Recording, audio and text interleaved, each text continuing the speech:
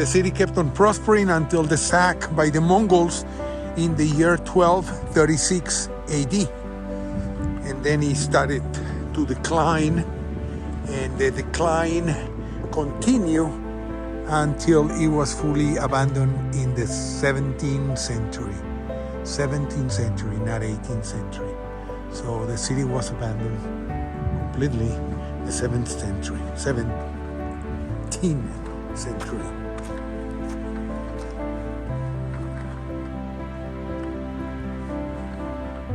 Today we're below zero still, but it's still, it was sunny until a little while ago.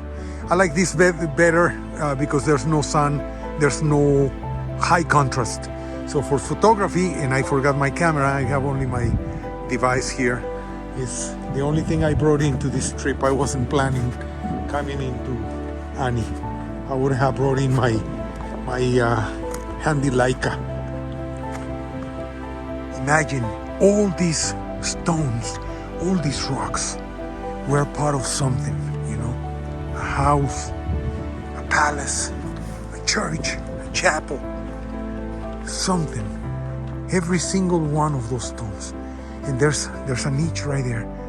There's part of a structure right there to prove it, But every single one of those stones was part of a structure, a house, a business, a shop, a boutique, a bar, chapel, whatever. Unbelievable. The whole place is littered with stones. All right. I have only one day. I gotta get out of here.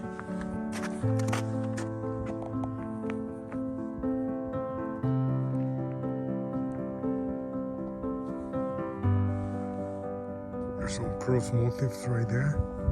That's the outside of the wall of the palace, I'm assuming. Well, but if it was a Seljuk palace, it would not have a cross.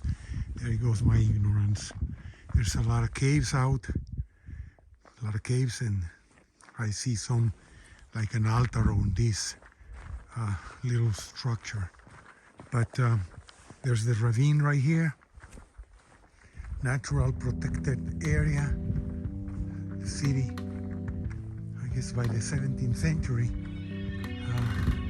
fortresses were not in use anymore because because of the invention of the cannon.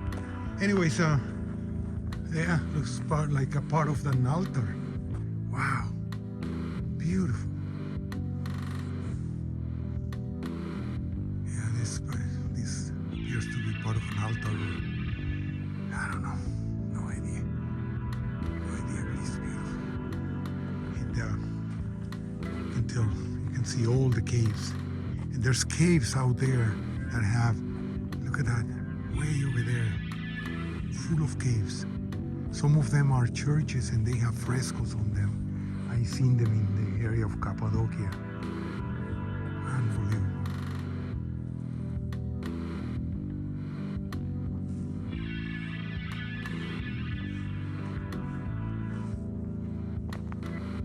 So this is the palace, I'm assuming.